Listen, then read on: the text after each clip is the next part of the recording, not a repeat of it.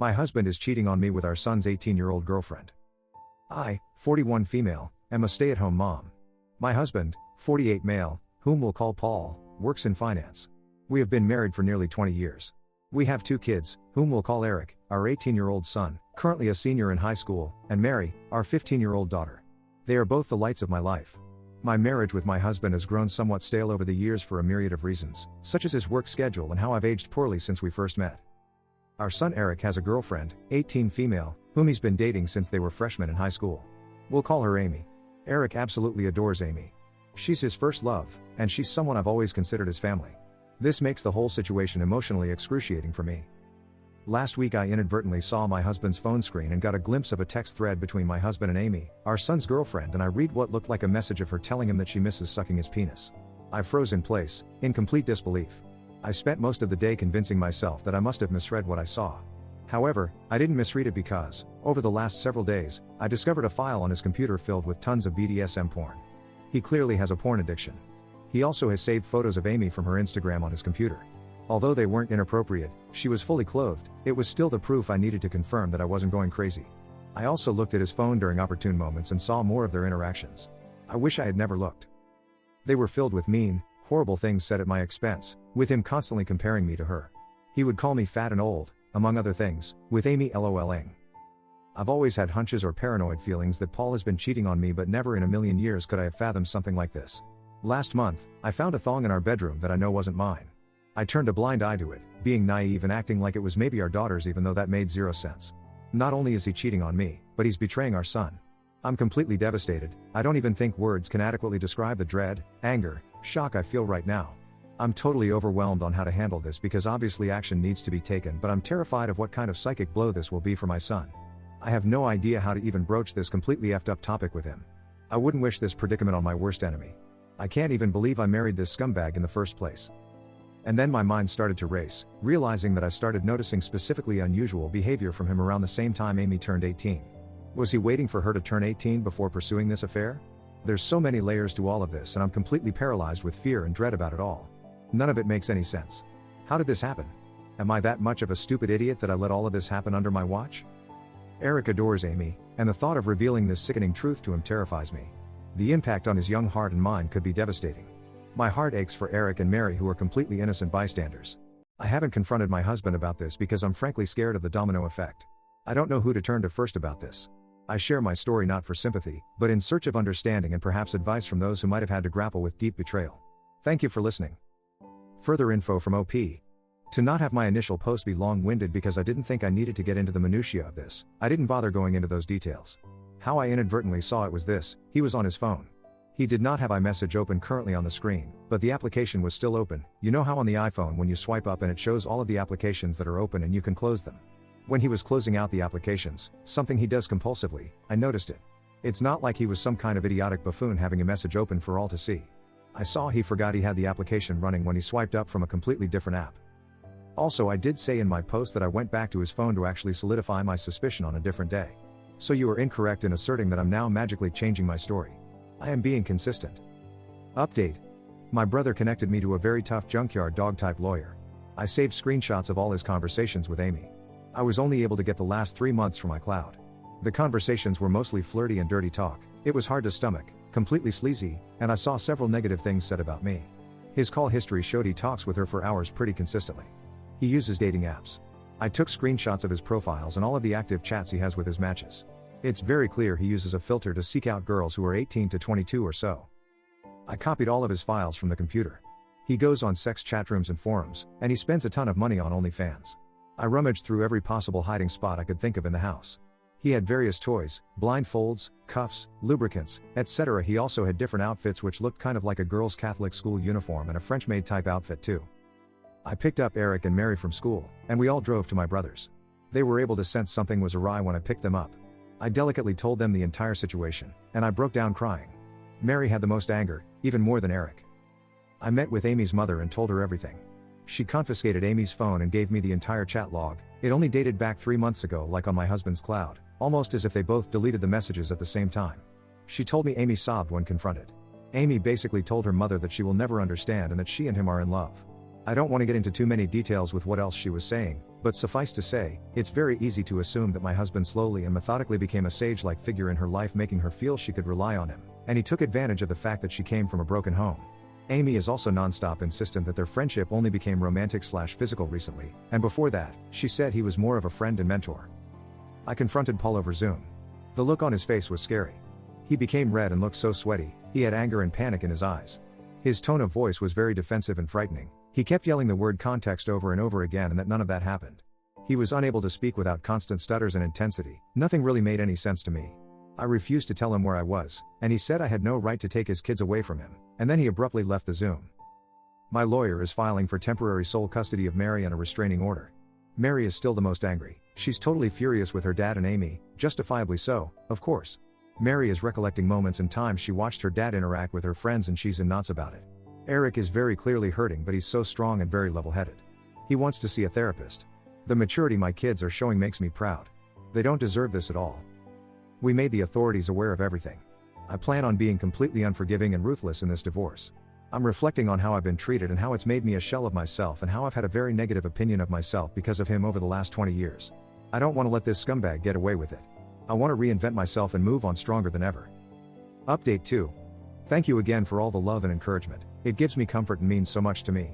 I've received many comments and messages accusing me of faking this story, which oddly also provides comfort because all of this feels unreal even to me. It validates my own feelings that there are people out there who can't even fathom this being true. I wish it were fake. I've been focusing on and worrying about how others are feeling over this, somewhat ignoring my own feelings, which I'm trying to change. I range from anger to numbness like a light switch. We're all safe and still at my brother's house. We're very careful, and his house is secured. Paul has tried to call my cell phone several times a day. I am refusing to interact with him, and I will have my lawyer handle all correspondence. He scares me, frankly. My brother has a very secure house with an alarm system and deadbolt locks. We feel safe with him. Both my son and I got checked out and tested. It appears so far that we're both clean based on the immediate rapid tests, but in the coming days, we'll know for certain when the lab results come in. I'm not overly concerned. Eric is scheduled to see a therapist early next week, which is very good and needed. He's not himself right now, he seems a bit shell-shocked, and I am concerned. He internalizes a lot, and it's hard to get a read on what's going on in his head. That being said, he's thoughtful and has been talking with me, asking me how I'm doing and everything. He's not interested in corresponding with his dad at all. He calls only my cell phone, and he hasn't tried to reach out to either Eric or Mary. I get the sense that Paul is extremely nervous. He's scared, and I think he deep down knows that if investigated thoroughly, he would be in big trouble. That's what my gut is telling me. I still think about the Zoom call with him, and the more I think about it, the more it looked like he was a man whose entire world was crashing down on him. The panic in his face was very apparent. I offered Mary for me to make an appointment with a therapist as well, but she doesn't want to see one yet. She said she's open to it eventually but wants time to herself. She's been asking her friends about her dad and if they experienced any creepiness from him. Her friends were open and honest with her, and apparently, they felt like he stared a lot and sensed his hovering presence whenever they were over. One of Mary's friends went so far as to say that she felt like he was checking her out a lot, like looking at her rear and complimenting the color of her yoga pants. At the time, no issue was brought up about it, but in light of everything that has been happening, it seems strange now. He would sit himself in different areas or vantage points to get a good view of her, she claimed.